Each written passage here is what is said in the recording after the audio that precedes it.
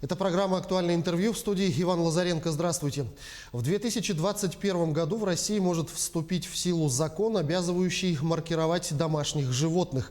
Для чего понадобилось чипировать животных, какие виды маркировки применяются и какая польза от этого собственникам животных. Поговорим об этом с руководителем Департамента ветеринарии Якутии Петром Петровым. Петр Лукич, здравствуйте. Здравствуйте. Ну, в общих словах, зачем все-таки нужна маркировка животных, которая подразумевается быть обязательной со следующего года? Так, 2016 года у нас вышел приказ Минсельхоза Российской Федерации под номером 161, и на основании статьи 2 и 5 Закона о ветеринарии все домашние животные подлежат маркированию. То есть задача ставится такая, чтобы не было распространения заразных заболеваний, и с целью выявления источника и пути распространения мы должны контролировать. А скажите, а какие именно животные, домашние животные, я так понимаю, подлежат этой обязательной маркировке? Так, согласно приказу Минсельхоза Российской Федерации под номером 161, все домашние животные, это крупный рогатый скот, лошади, и олени в нашем случае. В других регионах это уже птицы идут, овцы, козы идут. Практически все домашние животные, кроме диких животных, они подлежат маркированию. Скажите, а какие виды маркировки применяются на данный момент? Виды маркировки у нас бывает ушная бирка, это обычная, там визуально можно посмотреть на бирках номер. Есть ушная электронная, которая тоже закрепляется на ушах животных. Есть болисы, так называемые электронные чипы, они вживляются под кожу. Вот есть 3 вида биркования. Скажите, а сколько домашних животных уже промаркировано в нашей республике, и можно ли отметить какие-то проблемные моменты, которые возникают с этим процессом? По состоянию на сегодняшний день у нас подлежащие поголовье крупнорогатого скота — это 172 тысячи голов крупнорогатого скота. В настоящее время промаркировано 12%. А собак у нас поголовье подлежащие — это 48 тысяч поголовье собак. И в данное время у нас 7% промаркировано. Проблемные вопросы — это у нас крупнорогатого скота.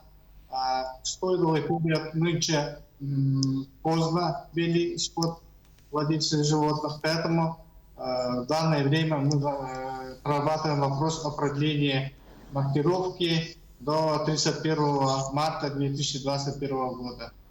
А для собак конец мая 2021 года. Вот если говорить опять же о собаках, как вы думаете, поможет ли маркировка в решении проблемы именно безнадзорных животных, которых в последнее время очень много? Конечно, маркирование собак это в первую очередь поможет при промаркированной собаке или безнадзорные собаки, которые были приняты в пунктах придержки, то есть они после содержания 1 месяца должны промаркироваться и выпущены в прежнюю среду обитания. Поэтому владельцы животных, которые есть прошли маркирование, они могут просмотреть узнать своих владельцев собак, они могут смотреть по биркам. А безнадзорные животные мы можем визуально уже смотреть, что в них отсутствуют бирки.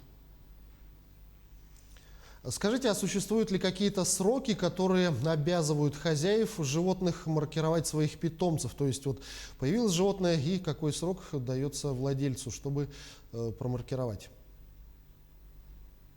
Так, ну, владельцы, да, владельцы животных в течение 2 месяцев должны пройти, получить паспорт собак. То есть, если электронные чипы, полисы будут, это практически и паспорт для животных и будет. Поэтому они обязаны, да, вот, уже обратиться в местное учреждение ветслужбы и там пройти чипирование своих собак. Ну вот вы упомянули о том, что началась маркировка сельскохозяйственных животных у нас в республике. Какие первые результаты уже можно озвучить? Так.